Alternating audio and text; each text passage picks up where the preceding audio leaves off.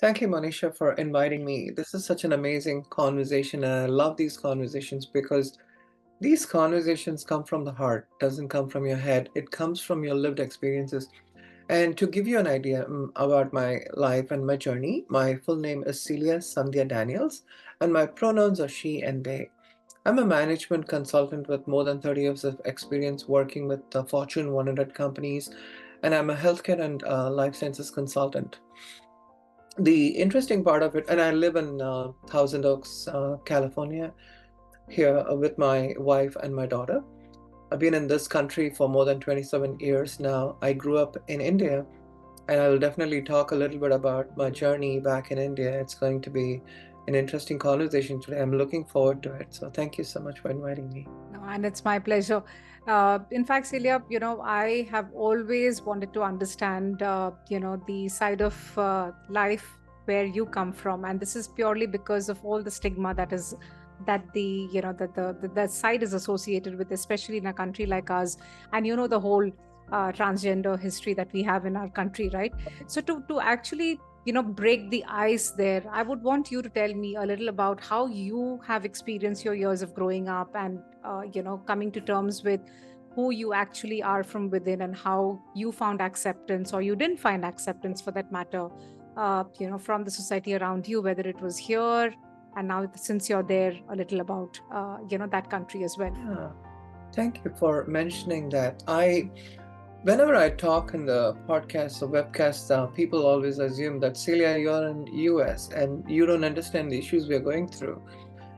But they don't know the history of my life and where I started. So my humble beginning was back in India in Chennai when I was 4 years old. I remember telling my mom that I wanted to be a girl. And my mom looked at the social constructs that were created by the colonial British government in India. That was so binary. And she said, "You're not a girl, you're a boy. And you cannot wear your cousin's clothes," because I loved wearing my cousin's skirts and I loved running around. I loved that dancing and spinning. And for me, femininity was part of my life. And my mom allowed me to wear my cousin's clothes. They even took pictures of me. I have a few pictures as well. But the important part of the whole thing is when I was around 7 years old, she told me that you cannot wear your cousin's clothes anymore because you're a boy, you're growing up now. And that's when it hit the gender is not a spectrum. Till then, I thought I could enjoy the privilege of being a boy, and also my soul, my heart was being a girl. Though in the society, I was putting up the show as a boy, and the way I grew up. And it's actually called gender incongruence now, where people don't understand. It used to be called gender dysphoria, where your birth gender and your actual gender that you are in your head, you don't align. They don't align with each other. There are few people in the entire world born this way. In the US, you have probably around 1.7 to 2 million of people who identify as transgender. So back to my story, there were three options for me when my mom said you cannot wear your cousin's clothes. Number one, I thought to myself, and it was like taking away a part of you, part of your entire fabric of who you are. It's like saying that I'm going to take this away from you. And that's what happened to me. So I had three choices. One is I tell a lot of folks within our community, they don't know what to do. And especially when they identify as transgender, they have three choices. The first one is coming out to the parents and parents not accepting and kicking them out of the house, and they end up in the Hijra community and they try to find the solace and refuge in those camps. The second one is coming out to your parents, and then parents are not accepting, they commit suicide and they kill themselves. The third option, which is what I sought to, was more about coming out to my parents, which I did, but my parents told me, no, you can't do that. So I went back into the closet and I assumed my mom and my dad are right because they feel like I'm not a trans person. Maybe I'm not. And that's the way I was living my life. But deep inside, I was always pretending to be a boy, a macho boy, trying to play cricket and volleyball and all kinds of things that I did back in India to associate myself with the macho male chauvinist type of an attitude even in a younger age, because I didn't want the world to know that I was actually a girl inside. And to me that was so traumatic, and it was really traumatic at a point where I didn't know how to handle it, because I didn't my mother thought I'm not wearing women's clothes anymore, but I was doing that. And just to give you an idea for the listeners, I want to give you a trigger warning, because some of the conversations we are having can be triggering to some of you. You may have gone through this experience, and you will realize that if you feel triggered, please come, remove yourself from this situation and come back in another few seconds. When I was in my fourth grade, my uncle molested me. And I didn't know how to take that. It was really hard. I couldn't tell my mom because it was my mother's brother. And I just lived with it, because I understand the culture in India. When children get abused, they don't talk about it. And even if you tell your parents, they'll say, "Don't talk about it, beta, it's okay. That's your uncle, they didn't mean it." And that's the way things can happen in India. And that's one of the reasons why women are not taken seriously. And to me, that's so important. And I didn't know what to do. I just said, okay, he didn't rape me, so I'm okay. And that's the beginning of the rape culture in India too. When I talk about women, the issues we go through, the media just portrays rape as something which is very common in India. It's actually not. And to me, that was the way I processed it. 2 years later, my cousin did that to me, and that's when it hit me that maybe they are doing this to me because it's me, not them. I am like this. I am a trans person. I am a feminine boy, and that's why they're doing this to me. And to me, to accept that fact was so hard. I couldn't swallow that. But I just carried the trauma of being abused and just lived through it. My religion, when I was growing up, I felt like when I went to church, people like me, basically, I think the Bible doesn't discriminate, but people discriminate. They said that people like you go to hell. And to me, I felt like, okay, anyway, I'm going to die. What's the point in trying to live? I'm not going to try to be a good boy or good girl, because this is not my life. Carried the trauma. The third one is I really, really wanted to come out as Celia back in India. And I remember in my ninth grade, I picked up the courage. I wore a long skirt, and I put on a blouse and a scarf around my head like a hijab. And I walked outside. It was an evening time.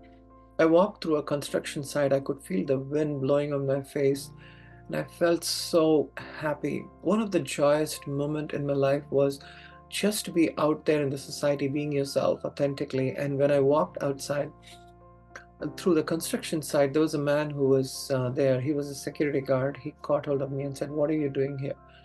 And women are not allowed to be walking through a construction site in the evening because it's uncalled for. I was a little child, and he said, "Girls like you shouldn't be walking around here." And he called me closer, and he saw my face in the street light. That's when he realized that I was a boy. And he started yelling and calling people. And he was laughing so hard that there were a lot of people who came and started standing around me, and they started mocking me. They use the most derogatory language in the Indian dictionary that you can see, and they call me Ombodu. Ombodu is a really derogatory word for calling yourself as a hijra or something that is number nine or something. It's like a eunuch or some kind of a very bad derogatory term. And I was so angry. I said, "I'm not that, and don't call me that." While I was fighting there and standing in my own heart, I was saying, "I don't want to say anything to you. I want to run away from here." They asked for my dad's address, my mom's address, and I didn't want to tell them because my parents were so much known in the community there, and I didn't want to scar their name and their reputation. And I said, "I'm not going to tell you." But they kept on insisting, and they yelled at me, and some women joined the conversation, almost like 15 people, all standing, all adults were standing and watching them. These men just mocking a child who was 11 years old. And to me, I was not afraid, but I was at the time. I said, "You can do whatever you want to me. You can kill me if you want. I'm not going to tell you my dad's address." And that's how I was so persistent. I was so brave, and I was standing there. but also the fear of getting hit and probably getting tied up and burnt and all that was occurring to me, because I saw that I've heard those stories happening to the Hijra community, and I didn't know what to do. But at the same time, I was so afraid, and suddenly I started speaking in Hindi. In Tamil Nadu, when you speak in Hindi, people don't understand because it's a national language, and in Tamil Nadu, you speak in that state. So when I spoke, they didn't understand. They were asking me what I was trying to say, and I said I want to go to the market in Hindi. मैं market जाना हूँ, कहाँ है market? And they were like, market there, market ange ange. And I said, okay, thank you. And I just kind of dismantled the whole situation because they were yelling at me, and suddenly I'm saying something else, and it completely dismantled psychologically. I think it was a confusion. And I just I pulled my skirt up and I started running, and they chased me, but they couldn't catch up with me. I came back home and I was contemplating suicide, because in my life I felt like people like me shouldn't be existing in the society. And those words kind of started ringing in my head, and I said, I'm gonna kill myself because my society doesn't like me. I cannot live like this. I've been abused. Nobody likes me. I'm such a waste of time on this planet. I need to kill myself. I started contemplating suicide. I attempted suicide twice, and when my oxygen was leaving my lungs with my hands tied behind my back, I was just struggling, and I said, I don't want to die. And I was almost crying. I was yelling. I pulled my hands out somehow, and I said, I don't want to die. I don't want to live. I don't know what to do. I remember that time I just fell on the floor and I was crying like a little child, and I said, I want to live, but I don't know how to live. That's the way my childhood began back in And India. it's And it's heartening, so Celia. I wish I could just reach out and give you a hug, because a lot of it, and I don't think gender has a role to play here. A lot of it is something that a girl child goes through, right, in our yeah, country, and so many of us know that. But I don't want to, hinder your flow. Please go on. Please go on. yeah, absolutely. And you rightly said, this is not something which happens to trans community, but to women, to younger girls who are being abused and taught not to speak up. And I didn't speak up.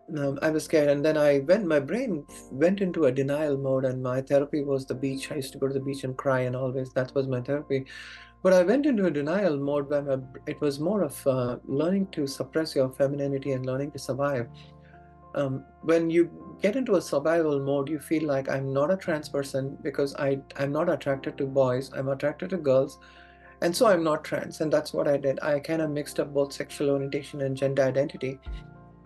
And I did well in my school. I got good grades. I went and did my master's in computer science. I worked with Indian Institute of Science on the first human genome project that came to India. And I was so good, and I was such a geek. I used to write codes in Unix and VAX VMS system and write operating systems, literally. I'm not talking, I wrote games in Unix and VAX VMS operating systems. That's the kind of person. It was all green screen those days. And in that, I used to create these games. I was so good in what I did, but sometimes I felt like I was not worthy, I was not valuable, I was not contributing to the society. And I remember I was always attracted to girls, and I wanted to be a girl too. And when I saw my fiance, or that was an arranged marriage, when I saw my wife for the very first time, I was so attracted to her. And I thought to myself, maybe if I marry a woman, my femininity will go away, because she's a woman. She's going to take away my femininity. I can be a husband, and I can also raise kids, and we will be so happy together. So we started our lives. We were courting for a while, dating for a while, actually. I'm so old fashioned when I mentioned courting, but we dated for a while, and we got married. As soon as I got married, I was asked to come to the US because I was working for a company, Dun and Bradstreet, back in India. And Dun and Bradstreet wanted me to start an office or be a part of some of the venture here in New York. So I came here in New York in '97, and my wife joined later. But we started our lives together, and we were so happy. And I was so happy because I'm starting an entirely new chapter. I wanted to be someone who has dreams and vision and family and being successful in the business world. I was really good in my work, and I was flying in spaces. My CEO called me, and Now, actually, you probably know the company Cognizant. So I joined Cognizant way back, and I was probably the 250th employee in Cognizant. So my CEO knew me, and he still knows me. We are still in touch, and the company now probably more than 250,000 people. But I was one of the senior persons in the company, and I was really successful in what I did. But I was struggling deep inside because the same gender incongruence came back. It never, I don't think it came back, but it was always there. I was just suppressing, because I felt like, oh, I need to focus on something else. I was just distracted. Not, I was keeping myself distracted so that I would not go back to wearing, trying on a woman's clothes. And that's how it was. I used to give business presentations in the morning, and my clients would all clap and say, "Wow, Daniel, you're so good." And then I would go back to the hotel room and change into a maxi dress, sit down and watch TV and start crying because I felt like I want to be a professional. I really want to be this professional who can be a woman and also be successful. I'm really good in what I do, but can I be Celia? Can I be a woman in a business world? And that's the way my dream was. I came out to my wife, and 3 years after we got married, that's the time I had my little child, my beautiful daughter. And I was so scared that I didn't know what to do, because here I was starting my life like I dreamt about. And here my daughter, so sweet, and I was so much taking care of my daughter, and I love my daughter so much, and I didn't know what to do. I didn't want to get a divorce and move away from the family. I was also struggling, so I told my wife, "Sweetheart, I'm going through something. I don't know what to do." And she said, "Let's, why don't you talk to a therapist?" And I spoke to. You don't have therapists those days in 2000. You have somebody called counselors and people, who just talk to you. So I spoke to a Christian counselor because I'm a Christian, and I thought maybe this guy will understand and I'll probably tell this to my wife. And I was also very strong in my faith, and for me, it was important. And I told this counselor about my entire story, and this guy listened to my story and said, "You're feminine gay." "You're feminine gay." And I said, "No, I'm not feminine gay. I am, I think I am, I didn't know the term at the time, because you were either called a crossdresser or a transsexual. And I didn't identify with either of that terminologies that was there. I said, I don't know why I do what I do, but I am not a transsexual. I'm not a crossdresser. And I didn't find the right kind of answer. And I started seeking for answers. And I said, why would a man want to be a girl? And why would a woman want to be a man? What is going on? What are the things that are going on? Is there an answer in the DNA? Is it just the XY and XX chromosomes, or is it something beyond that? It's 23 pairs of chromosomes, right? We are looking at just these ideologies of the stereotyping within a society, but here I was not fitting into either part of the binaries that existed in the society. And that's when I started thinking about, okay, I need to do research. I need to read about it. I started my research on finding and in my own journey, finding out why I'm different. And I just went to the actual postulate of sitting and saying, okay, here's the thing. Why does a man want to be a woman and live and change their gender as a woman? Is there something that is in the DNA, in the chromosomes, within the part of the brain that's telling this person that? So I started reading, and I didn't find too many articles in the US, but I found quite a lot of articles from the UK and Europe.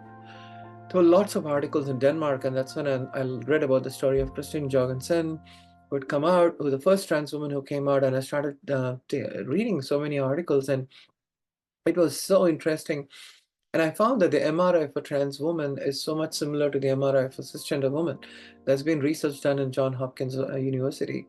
And sometimes you find the receptors within the within women when they, I talk about this, I have some study from the Stanford University where I also know why trans men are that way, and how how the children are born with a little bit of I wouldn't call it as a defect, but I call it as a medical condition, that the brain is wired differently. And that's when it hit me that, oh my God, I didn't know this.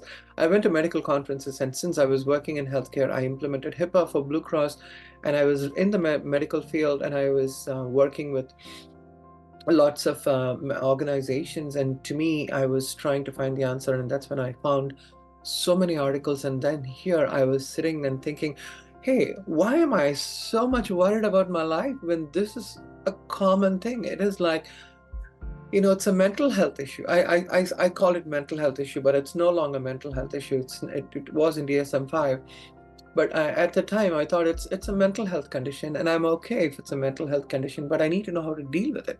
Hmm. Why is it so stigmatized? Why do people consider me as, just because I have a mental health condition, why do they just ostracize people like myself?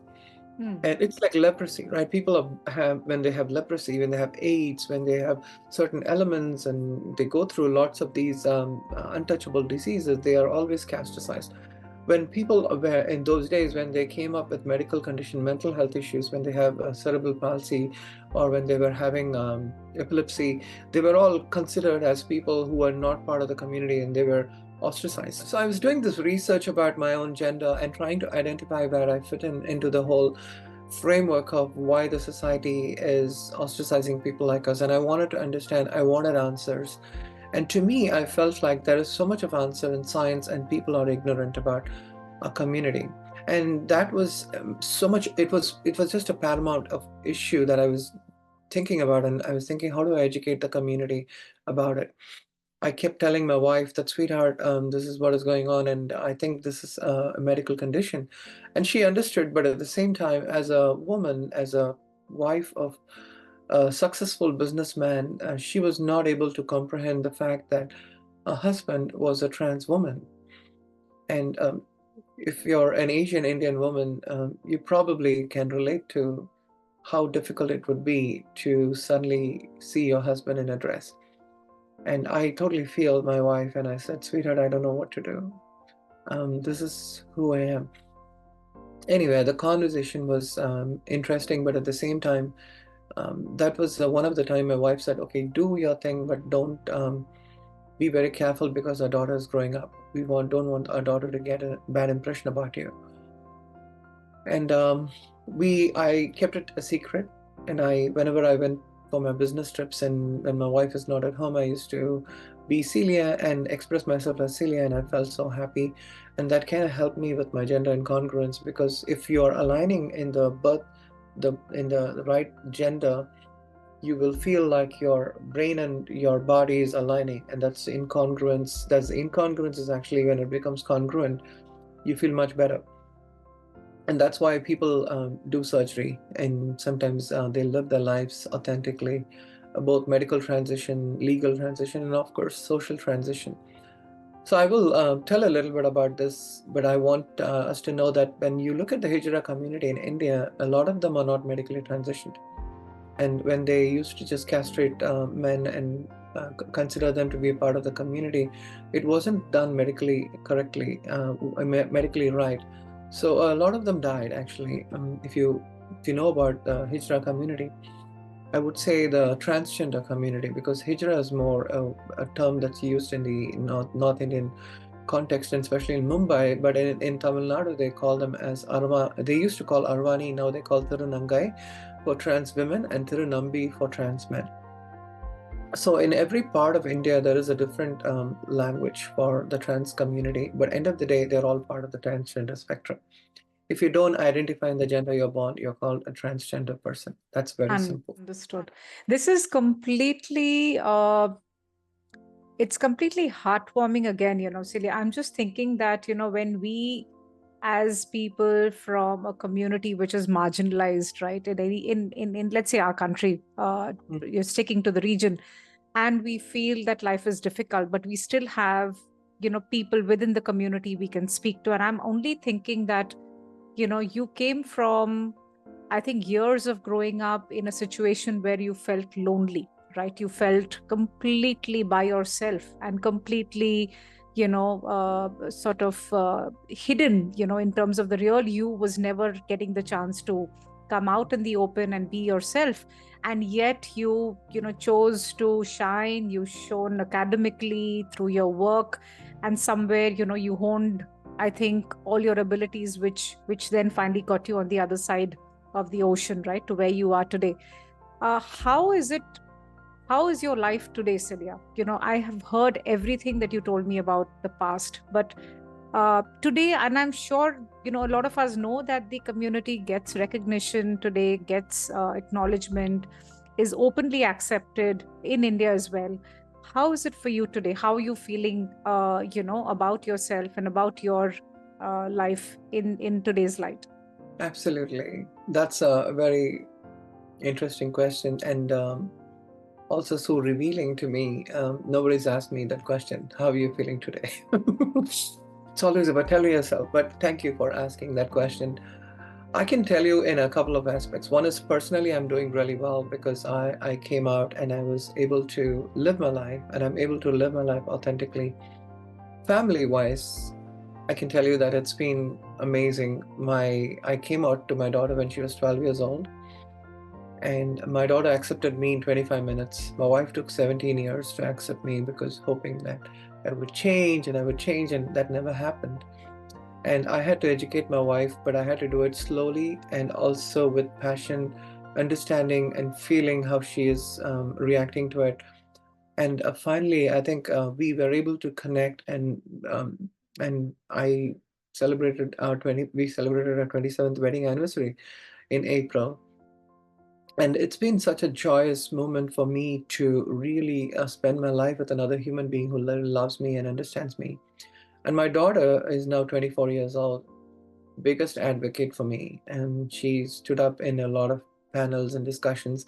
She is very open and she's so supportive, gives me even gifts, and she has made all these crochets and about trans flags and little trans things. I keep them, I just cherish them so preciously because it's so valuable for me. In the professional life, this is where it gets interesting. So personally, I'm doing well. I came out in the society, and then I also wanted to come out in my workplace.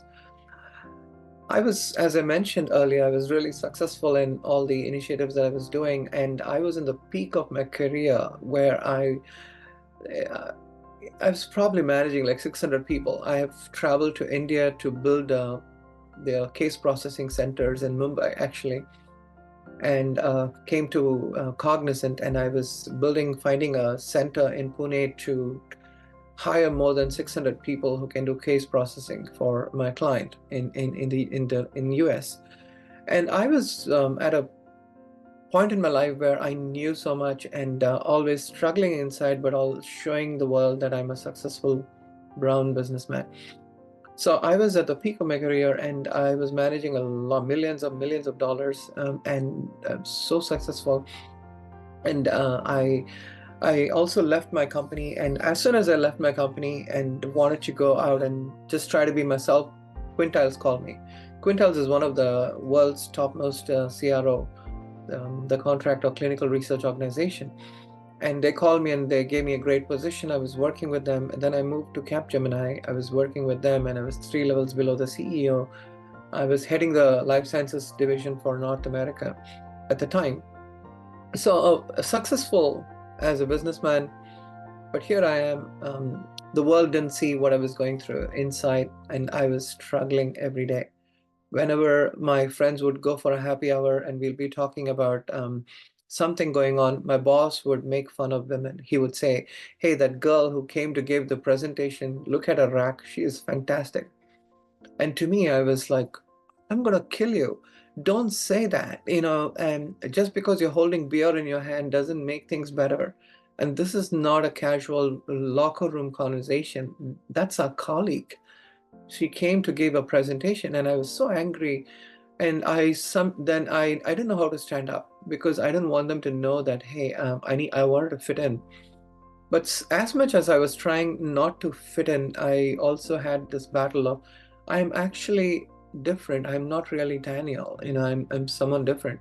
So I came out in Capgemini. It didn't sit very well with the senior management, because when you're in the senior management, you can come out and people don't have a problem.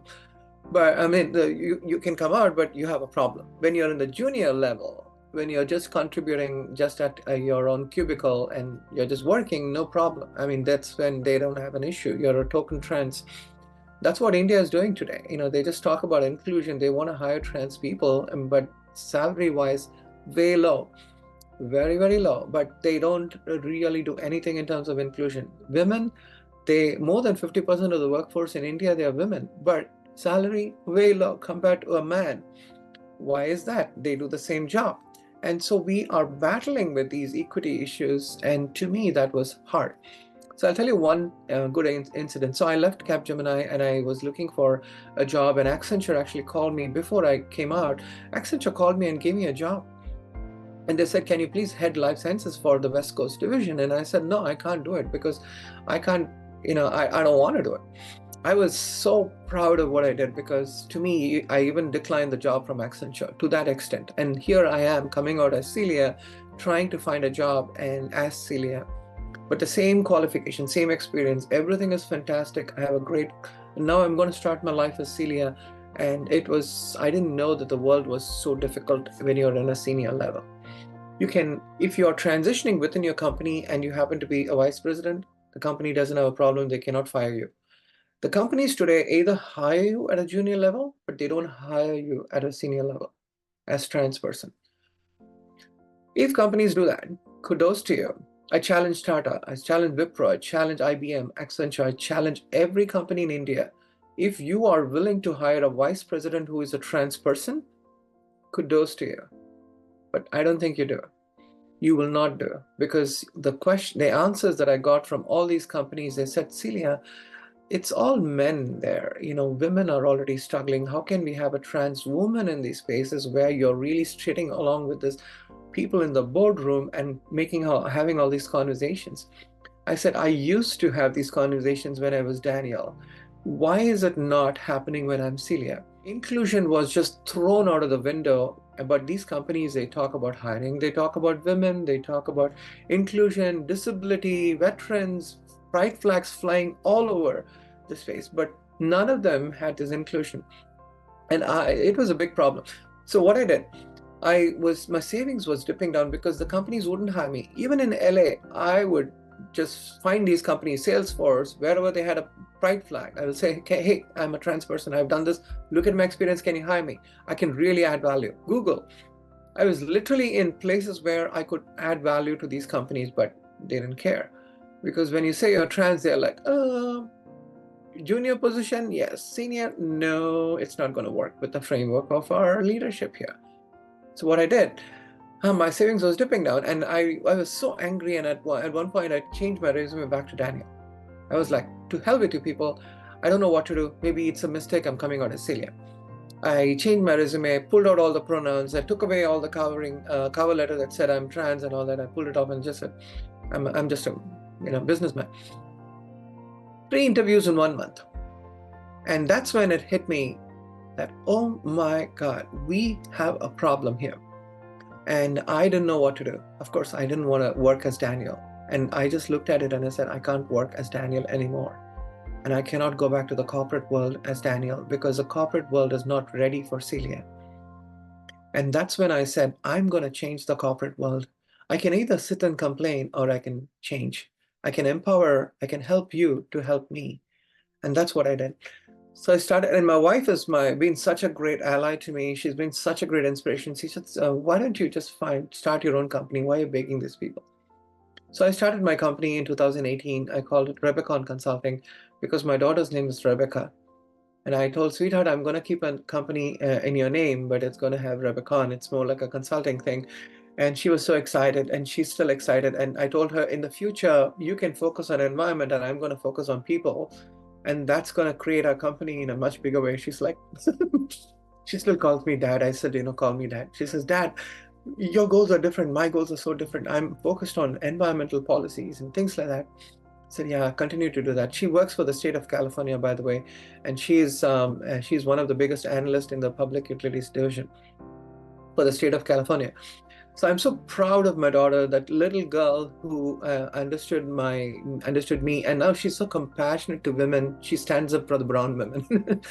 So tiny. So sweet, right? You're so right out there, Celia. And I can only second, third, fourth, whatever you're saying, because I actually quit my job at the vice president level purely because of the gender inequity basis, because of that ground that existed. And I realized that, none of the workplaces are cut out for for women in senior role, in senior roles, purely because there is this huge divide in pay scales, in the way women are treated. And you rightly said, in India today we're still stuck with the inclusion mindset for including women in workplaces. So leave alone anything else, right?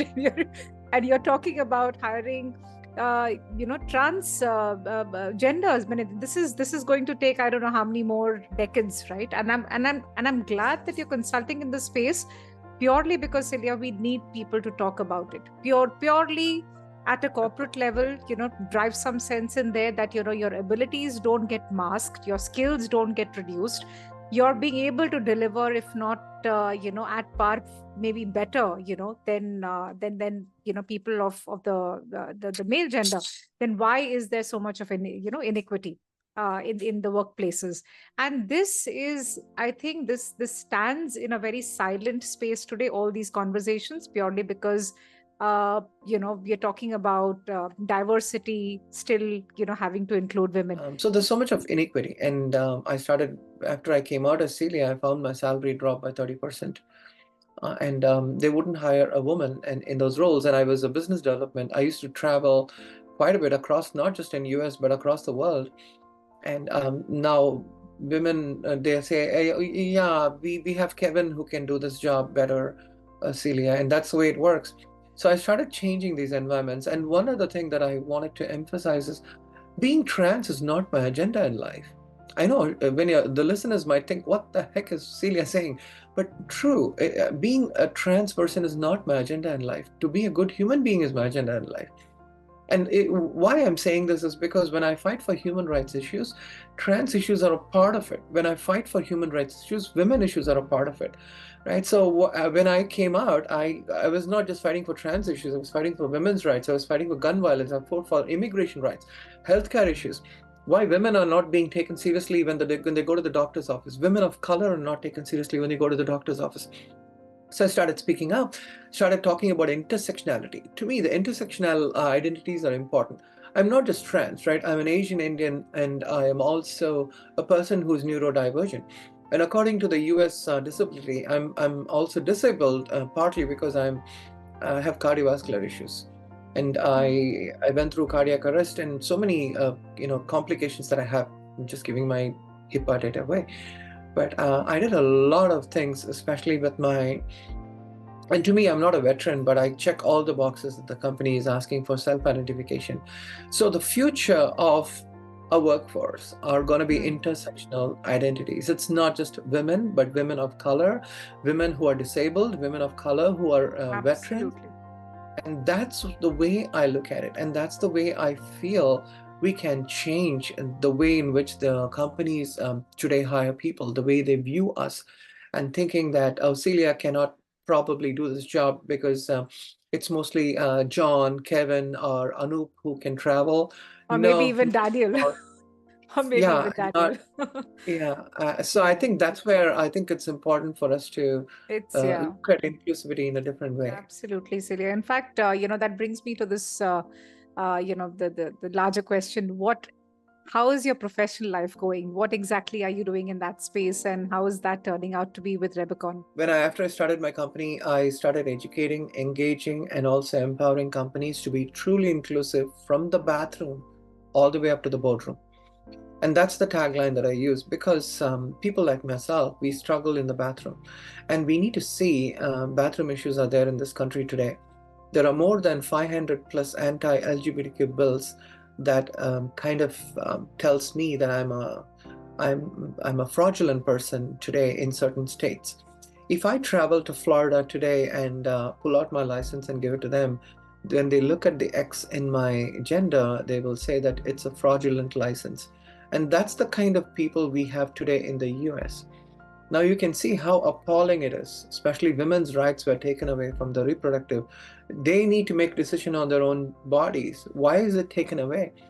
I think there is a lot of patriarchy that takes away the right of women to make a choice, takes away the right of trans women to change their gender, takes the right of every other person but the men, they can do whatever they want.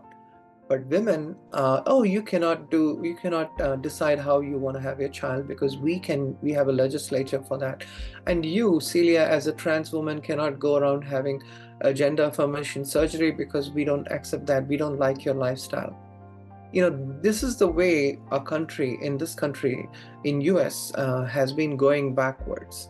And with so many things that are happening, I see a lot of countries going forward, but people have chosen hate. They have chosen to hate people who are different. They've chosen to make their own decisions. And that's why I also speak about transcending patriarchy. So my company is doing well. I started speaking up and started educating a lot of Fortune 100 companies.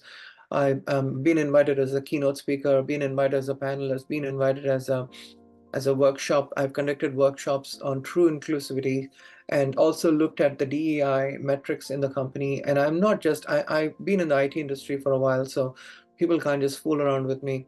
And I make sure that they can't just tell me the system doesn't allow me to enter an X. I'd say, go change your system, go to the back end and change it. Do it in Workday, do it in Salesforce, do it in SAP. I don't really care. Those are systems you can always change, make an upgrade, customize it. Absolutely. So I think that's what I'm doing, and been speaking up constantly. And I'm also now focused on, I'm actually doing a Pride job fair along with my county here, Ventura County, and also working with a few nonprofit organizations. So we are having a first time in our county a Pride job fair. And also I'm focused on helping trans entrepreneurs in the US. There are a lot of entrepreneurs that I'm part of the Chamber of Commerce. I'm one of the chair that runs this the trans committee, and I'm the vice president of Stonewall Democrats, because to me the human rights is so important. So I've been politically active, been involved in a lot of conversations. In fact, I met Kamala Harris also in a brief conversation when I told her I'm from Chennai, and she said, "Oh, I see you knew." So I'm an activist, and that's so I'm on fire. I'm on fire. One quick question, Celia, and without any one context in mind, India or US, what would it be for you? I want to change the country that I grew up in, because I'm from India, and to me, I still see that India, in US, I can start a company and be the CEO of a company and hire people. In India, can you think about the stigma that we go through? Absolutely. It's always empathy. The reason I'm saying that is India focuses on sympathy and empathy, and they don't move to empowerment. They sympathize with trans people, they empathize with you, maybe they empathize with you, but they never want to empower. Because if I apply for the same job, which let's say Mohan is applying, I'm just throwing a name, right? Indian name. So Mohan is applying for a job, I will not be selected because I am qualified, I'm really good in what I do, but they will still take Mohan because Mohan is a man. Absolutely. And they don't want to empower the trans women.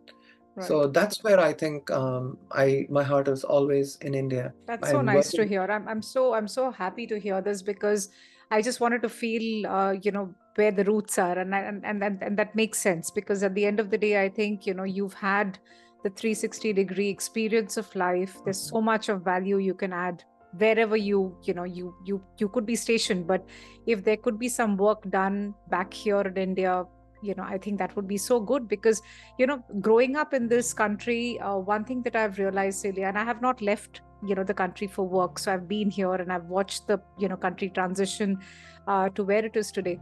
I think that there is a lot of young energy in the country today. There is a space where voices can be aired, may not be heard, but at least voices can be aired. And I think there is a lot of community ship, if you know what I'm trying to say. So, somewhere I'm seeing that sensibility become sharper, that people do kind of come back, have each other's back, at least from the same space, that you come from.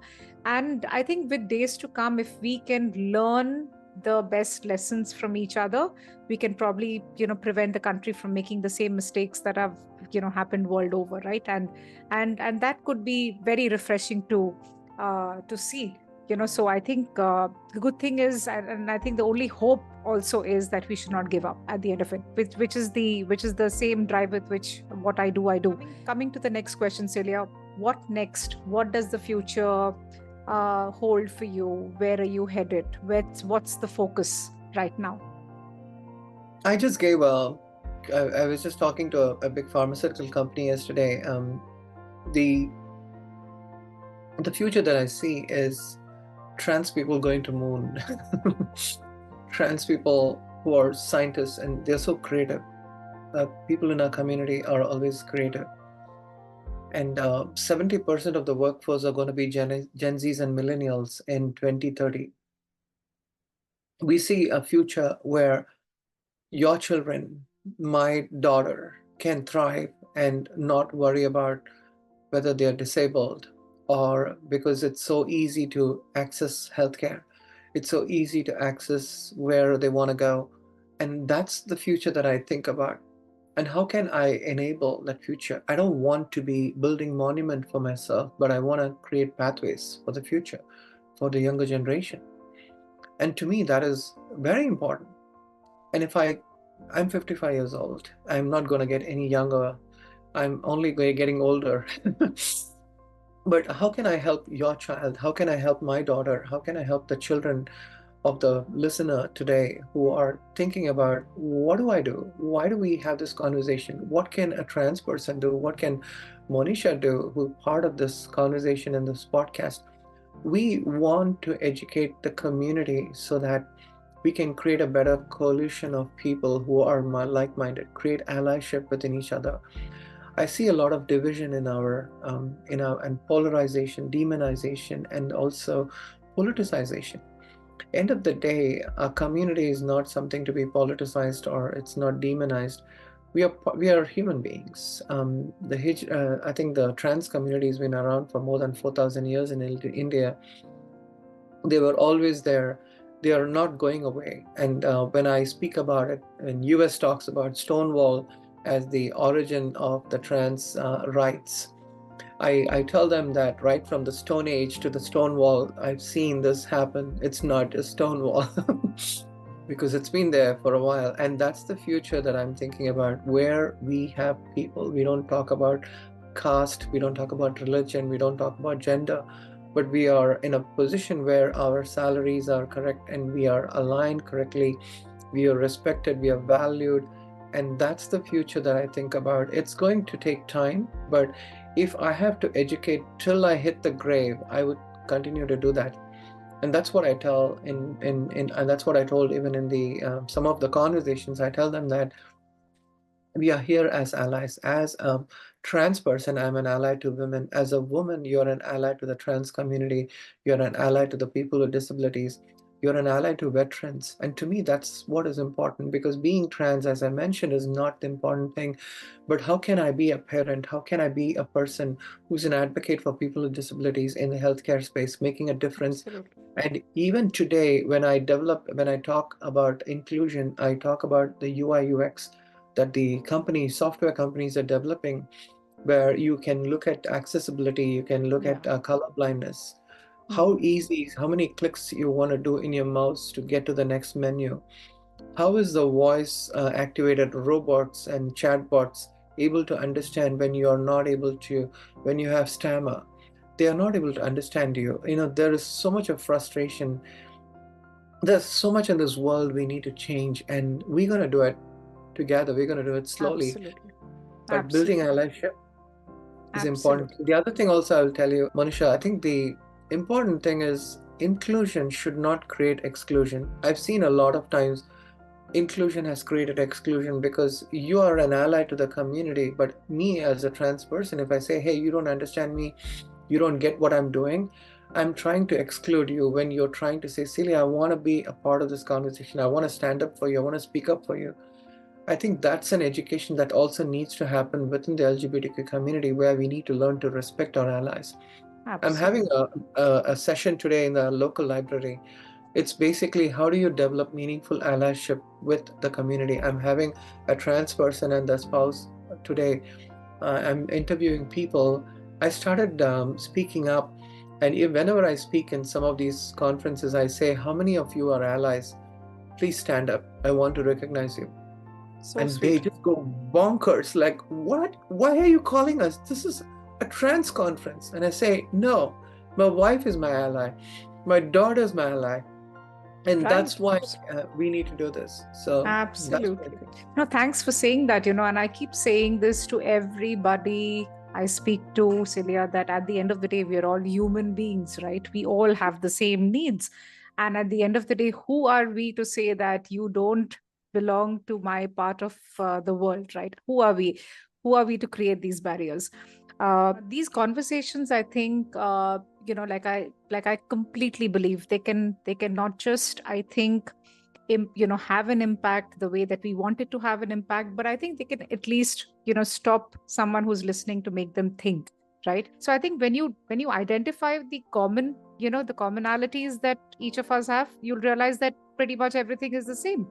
Maybe the differences are just those many that somebody can maybe not see, somebody could not hear from birth, somebody has locomotor disability, somebody has a gender sort of a difference. But at the end of the day, these differences are far lesser than what we have in common. So keeping that majority in mind, if you all can come together, I think the world would be a better place. Celia, my last parting question to you, and thank you so much for being kind enough to open up and really enlightened me and everybody else who's listening. You're really focusing on creating, I think, a gender equal kind of a space, world around you. Uh, Keeping that in mind, what is your ask from anybody who's listening to you today? Especially, I would say that empower the trans community. How you can empower the trans community is basically, I'm going to break it down and make it easy for you. Allies is a word where I'll say acknowledge your privilege. That's A, that you're in a position to help. L is to listen to the community, because every person's story is different. My story is different, and another person's story might be different. So listen to the community. Third, the second L is to listen, learn to unlearn. Learning to unlearn is very important, because a lot of times we have been raised in different backgrounds and we learn something that probably it should not have been learned in the right way. And so we try to correct ourselves. And it's important to learn to unlearn and also be more supportive. Then I is to initiate and instigate tough conversations and decisions in your workplace and in the community, for stand up for the community. So initiating those discussions is important. E is to educate yourself and to educate others. And that's what we're doing today. We're educating ourselves so that you can educate others. Celia doesn't have to do this. Now, Monisha is going to do this education through her podcast. Now, and the last one is ALLIES. S is to be supportive by being involved. So support by being involved. Don't just say, I'm going to give some money to this trans person and say, go away. That's not how you do it. You empower them. You say, hey, how can I help you get a job so that you don't have to beg in the streets? And today I see that is the biggest important thing that it's missing in India, is to empower the trans community. Don't just empathize with them. And you want to create leaders also. That's the important part. If you're a leader, create leaders. Don't just create followers. And that's the important thing that I want to impart with our audience and listener today, especially as we are wrapping up this conversation. Thank you so much, Celia. In fact, that brings me to my closing note. I had a brilliant time talking to you. I know this one single podcast can't do justice to everything that we have to share, but at least it's a beginning, right? And we can always come back and, get back on this platform and have more exchanges, which I think should be an ongoing discussion. If we really have to take what work we've undertaken, as seriously as we have. So a lot of love being sent across and a lot of power to you. Please, do let me know whenever you're visiting India. We should catch up in person, and lots of love, love to your wife and Rebecca. I think they have really stood by you and made you who you are today, more than anybody else in the world. So lots of power to them as well.